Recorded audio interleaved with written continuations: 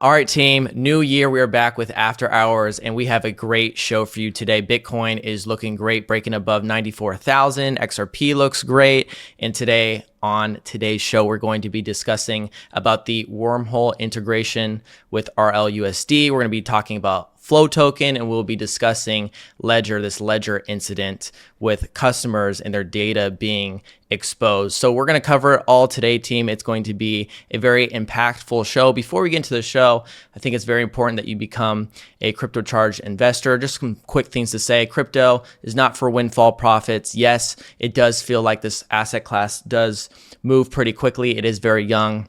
In comparison with other asset classes, it is much smaller. And so it does feel like when there is a bunch of money being injected into the crypto market, that prices get going very quickly. And thus you look at your altcoins and they start popping, like today where XRP is now at $2.28. And it feels all great and dandy and things like that. But it takes a long time. And, Matt and I have been investing for a long time, and it was just within these last couple of years where we've gotten to take profits on our API3 or our Zcash and be able to reap those rewards that we were building in the bear market. So it does take time here, team. And Matt, describe what we've been doing and what we got going on at Crypto Charged. Yeah, well said, Gav.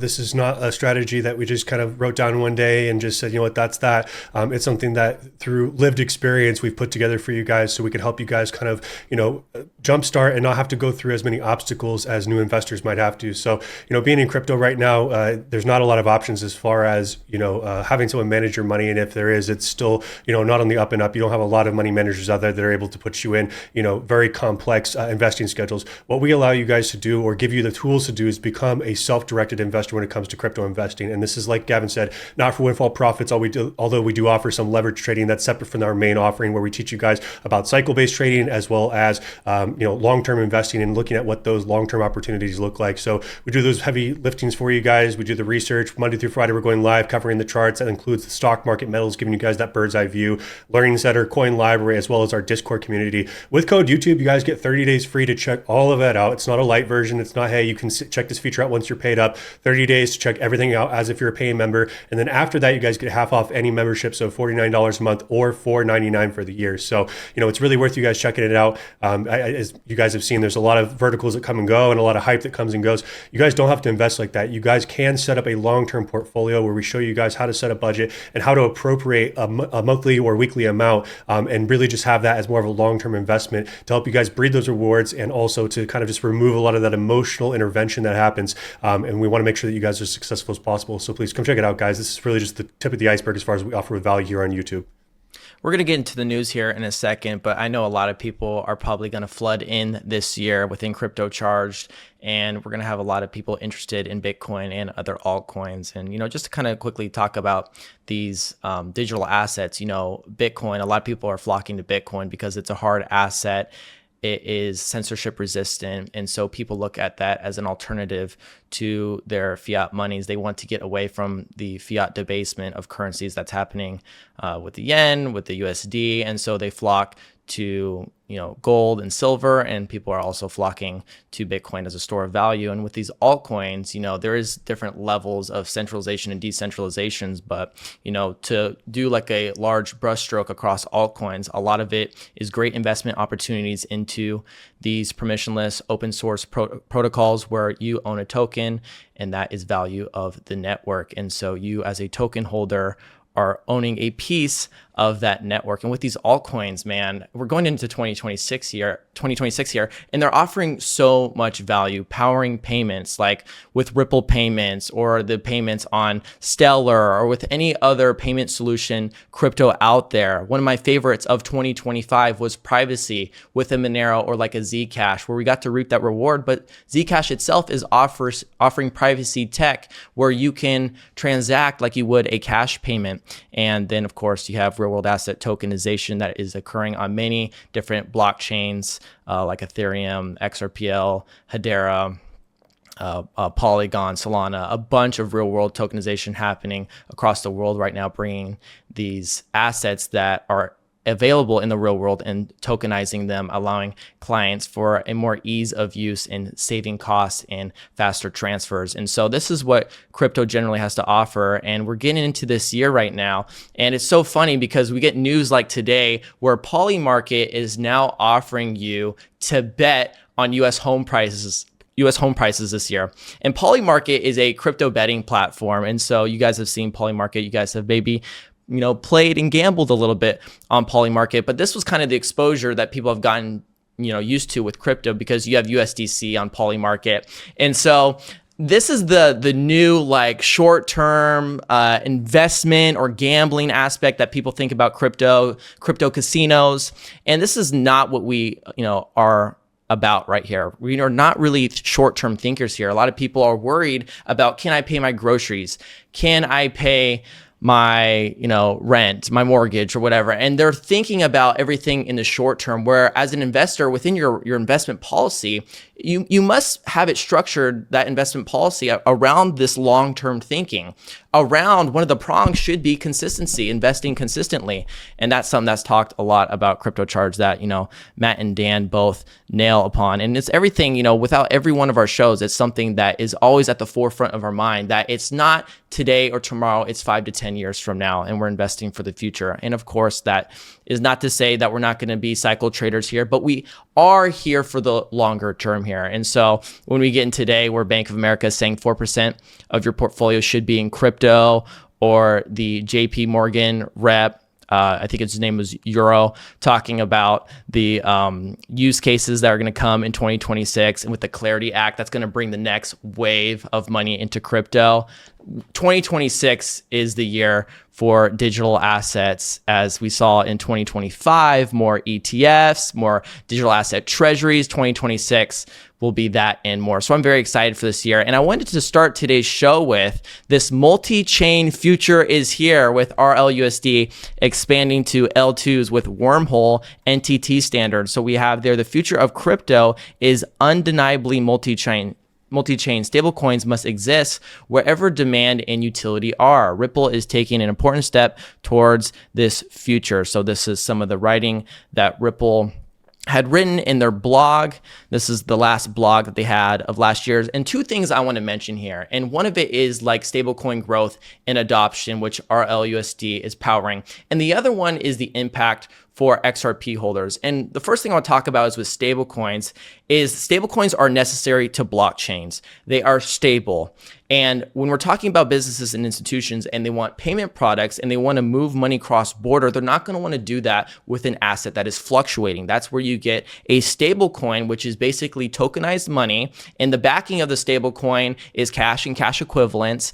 And this is able to run on a public blockchain for fast and low fees. This is what institutions want to go with. They don't want their centralized payment processors that are clunky and moving money around the world, that are taking too much time and too much fees are accruing. They would rather look at an XRPL payment suite on the XRPL to move money around the world, or go to Ripple directly, or go to, Algorand or Stellar or any one of these other blockchains, or maybe a central authority outside of these blockchains to find a payment solution. And the problem, Matt, I saw online is people are still having issues with RLUSD on multiple blockchains. Okay, let's start here. RLUSD is a stable coin, okay? What are stable coins doing in 2026 now? They're going on multiple blockchains. Look at the most prominent stable coin. Look at USDC. It is on multiple blockchains, primarily used on Ethereum, but it is on multiple blockchains like Hedera that we talked about all last year.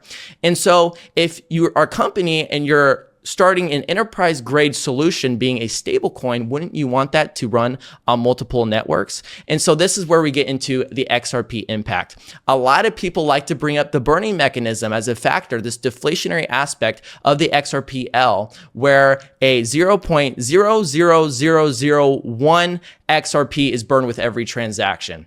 What has that amounted to over the life of the XRPL? That's 14.2 million XRP that has been burned or destroyed.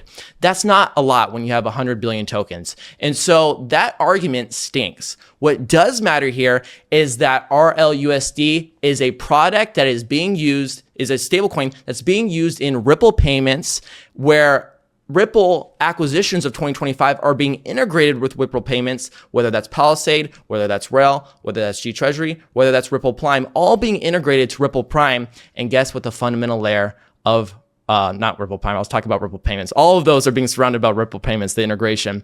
They're all being surrounded by Ripple payments, and the fundamental layer of Ripple payments is the XRP ledger and XRP. Matt, a lot of people like to get into this either or, this chain, that chain. What's kind of our vision going into 2026? What's your vision about the uses of these chains and how RLUSD fits into all these chains? Multi-chain, multi-chain, multi-chain. We've been saying this for so long, and it's why we have a lot of great solutions in our portfolio, and we don't hunker into one product. Yes, we'll sometimes be a little bit more forward with certain research on certain products that are offering, or certain solutions that are offering a little bit more progress than others, but that's kind of the blend of investing. When we look at stablecoins as a whole, just last year we saw almost $46 trillion in raw volume of stablecoin transfers as a whole, and that number is only going to increase. I think it was roughly almost 80 or 85% year over year increase. With RLUSD and Ripple being such this powerhouse, this fintech powerhouse, and their offerings through G Treasury and so all these other acquisitions we've seen, internal treasury management, native settlement is going to become absolutely necessary. One of the things that I think people, especially if you're maybe new to this space, let's say that you're new to this space, you haven't been here for more than a year or two, wrap tokens are going to slowly become a thing of the past. Wrap tokens allow essentially for synthetic issuance on other chains. So you have RLUSD, which say is natively issued on the XRPL. You would wrap that so it'd actually be WXRP as the wrapped asset, and then you would issue that on the other chain that you'd want to, whether it's Ethereum or Solana or whatever it is. This is very cost ineffective. You have to pay to wrap it, you have to pay to move it, you have to pay to unwrap it. You lose compliance logic when you do move them via wrapped, and you also lose a little bit of that immediate trust that you have as far as, are the tokens actually locked? Is the value going to get stolen? There are a lot of components that will impact the quality of a transfer of a token when it's wrapped versus natively issued. So what we're seeing with Ripple and RLUSD noticing this and saying, okay, wrap tokens, anyone can still do it. It's a decentralized blockchain. We're not going to tell people they can't wrap tokens. But when you're talking to institutions, you're talking about huge players out there that want to know that the asset that they're looking at immediately inside of their protocol was issued natively in that protocol and is able to be redeemed at the source in the same chain without unwrapping. It creates this much higher level of trust with the important players out there that are going to be using stablecoins. So I think we're going to see a lot of more NTT as time moves forward. Wormhole is probably going to be a shining example of that. And I'm not surprised that Ripple is continuing to do this in a very clean manner, rolling out new features that are actually useful, even though they're not the sexiest use cases. Let's discuss Flow token. First time we've discussed a newer token, you could say, on this show. Let's discuss what's going on with Flow. Flow sought blockchain rollback. Flow decided against rolling back its blockchain after $3.9 million exploit, opting instead for a recovery plan that preserves transaction history. The attacker minted millions of tokens out of thin air. The initial rollback proposed faced criticism for potentially undermining decentralization and creating operational risks. I wrote, kills the decentralization selling point. And so Flow is a digital asset that I brought up on a previous show, and it is a proof of stake layer 1 blockchain. And it's for consumer applications and entertainment and such, NFTs and games. And so this is a protocol that touts itself as being decentralized. And so when this incident occurred, the Flow Foundation came out and talked about a rollback, discussing meeting with community members, and they were signing off on rolling back the network.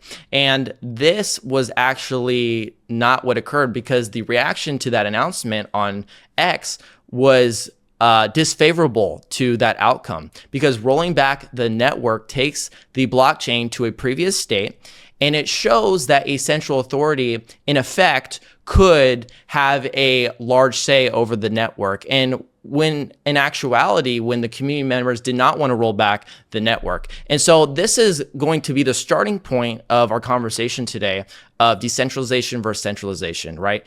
Whether one is better than the other. And so with this point in itself, you have this decentralized blockchain, but you have the foundation that kind of maybe jumped the gun on talking about rolling back the network. Matt, when it comes to like confidence in a network, right? We've seen Ethereum, in a sense, roll back Ethereum Classic is really the original chain of Ethereum. And then this new Ethereum, ETH, is the continuation after rolling back the network. There have been other cryptos that have rolled back and have been able to bounce back as a community or, an ecosystem. And so rolling back the network itself isn't like the end all be all, you could say. But if this does occur, this does bring a lot of negativity. Last time we discussed flow, the token dropped 40%. So obviously it was very unnecessary. There was an incident and there was a breach in security on the network. And obviously you don't like to see that, but this does occur within the cryptocurrency community. So what are we to make of this, Matt? I think this is a great topic you brought up here, and you really set us up for a good conversation. When we consider the topic of decentralization, you're going to have a big group of purists out there that feel that decentralization needs to be the absolute epicenter of any blockchain or DLT-based solution. And I, of course, love the decentralized factor. As a libertarian, as someone who enjoys self-sovereignty, I think the decentralization is a great thing. As we move forward, we want to see more institutions and large players adopt and build and have confidence. They want to know that there are bumpers and safeguards, that if something goes wrong, that there is something in place that will keep us from having value stolen from the network. Because I think a lot of people are screaming about decentralization and they don't like there's a centralized entity that potentially has that control. On the same token, though, no pun intended, if all the value is stolen from the network and we don't have the ability to roll back or reverse those transactions, you're going to be very upset that all of your value out of your wallet is gone and there's nothing you can do about that.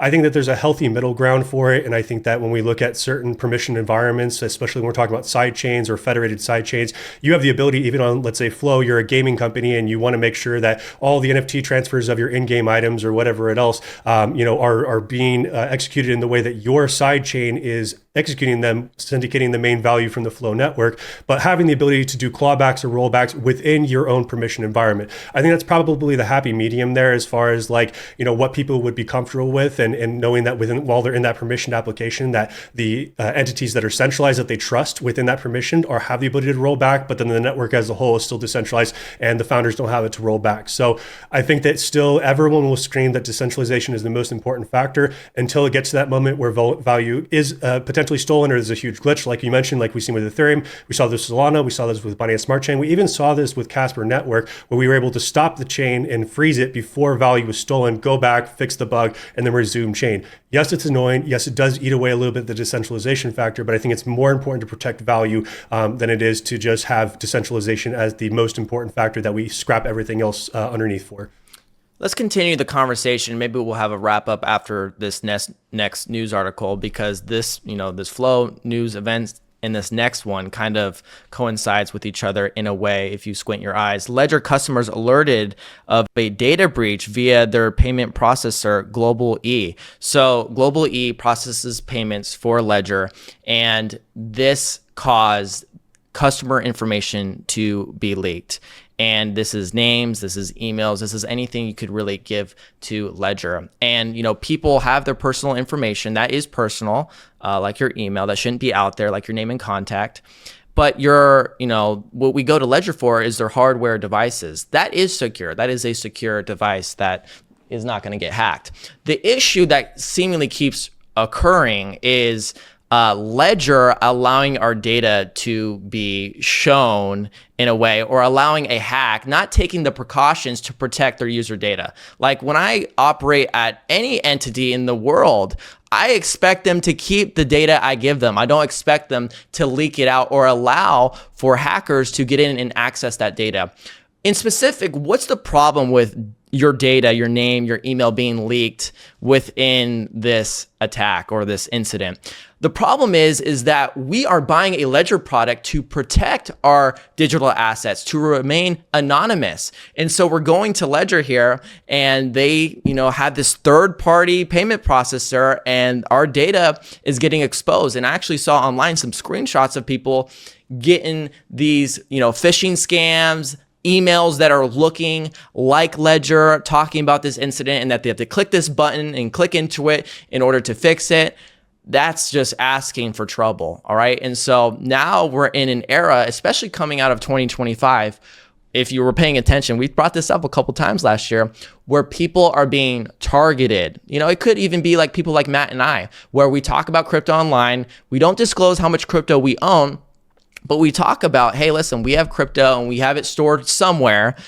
What's that going to do to someone that understands crypto a little bit and understands that, hey, if I get your phrase, it's over for you. Who are you going to cry to? And so I can go at gunpoint. We saw this in the news last year. Right. People at gunpoint asking for silly things like, they're asking your ledger or their PIN. I would have just gone to the seed phrase, and walked away. Give me your piece of paper and we'll be done here. That's what I would have done. But this is occurring a lot, maybe not like it's like, it's a epidemic, but it is occurring. And it was kind of weird to see that last year within the news where people were being targeted for the crypto they hold. And so this is an instance of more of a centralized entity, like a payment processor leaking information. And I read that after the Flow token. I'm like, wait, this is a decentralized blockchain that got hacked. $3.9 million exploit. And then you have this centralized entity on the flip side where exposed private data to individuals or to, the hackers got the exposure of our private information, or some, it was not all, of people that had bought Ledger products, right? And so what did they do? They got your email. They're going to start sending you scams to your email. And so obviously there's some preventative measures for that. Use a fake name when you're buying a ledger online. You don't have to use your real name. There's nothing under the law where you have to buy a ledger on ledger.com and you have to use your real name. Make up a name, use a burner email, and don't open any email on that burner account. That's the preventive measures you can do. I saw people online just straight up boycott Ledger because this has been occurring, whether it's third party, whether it's them themselves with these data leaks of their customers. Matt, how do you feel about this? I mean, obviously, data breaches are one of the most obnoxious things you can encounter, not because it's just, like you said, a leak of your privacy and, now somebody has a bunch of your sensitive details, but it opens you up to, a whole plethora of, phishing attacks and scams. I will say this, though, obviously very frustrating to see this Ledger, but you think about last year, all the hacks and data leaks that we saw, AT&T, Dell, Santander, X, Twitter, 23andMe, there was a plethora of data leaks. And unfortunately, there becomes also like cross, information here too. Sometimes there's going to be leaks and those leaks are sold to other people who also have leaks and they'll, create a little bit more of a comprehensive network. So it is unfortunately up to us to play defense with this stuff. So like you said, Gavin, having a separate email, no reason to use your main email for all that. That way, if that email gets out there, okay, boohoo, it's being used for one or two things, not a big deal. When you guys do get text messages, don't click through anything that looks suspicious, even if it looks super legit. Hey, Coinbase, Kraken, whoever it is, they're not going to ask you for that stuff. All right. Like just log straight into the platform on your regular browser. And if you see a notice up there, then go ahead and deal with it. But don't click through any of that stuff. SIM spoofing is also a big deal when your phone number gets leaked. That's the really big risk when your phone number gets leaked, not just because people are going to text you. SIM spoofing is a big deal where they'll go and they'll try to, get a new phone and they'll say, oh, I lost my phone, swap your SIM in it, and they'll intercept your text messages if you have 2FA set up that way. So 2FA apps are non-negotiable, or at least at the minimum passkey, using your Apple products or whatever it is. It's up to us, unfortunately, to take those measures. Last thing I'm going to say about this, as far as what cold storage actually offers, coming back to the actual product itself, is if you're using it correctly, meaning your seed phrases are stored offline, you're not having them in a Word doc on your computer, you're not having them in a Google Doc. By the way, you are just as sensitive as leaving your password on the street if someone gets access to your computer. And a lot of you guys aren't as careful as you think you are. Keystrokes are not that difficult to track if you guys click on nefarious websites. If you do all of that correctly, then you're good to go. I will say that the recovery program is somewhere in the middle here that hasn't been hacked yet, but because those seed phrases, although they're sharded and they're partitioned out and they're sitting in secured cloud services, motivated people will push through if there's enough money to be made through that attack, right? So if you guys are using the recovery program, understand that you are not truly cold, even though they tell you it's just as cold as it can be. That's still lukewarm to me.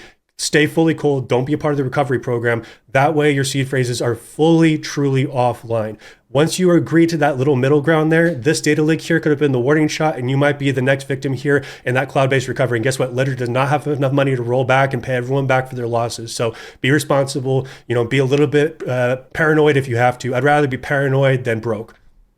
I love that, Matt. And just to close out the discussion here, decentralization versus centralization, one is not good over the other. Decentralization is not inherently good. A decentralized protocol can be used for nefarious activities. The node operators could, maliciously attack the network. The network could be taken over.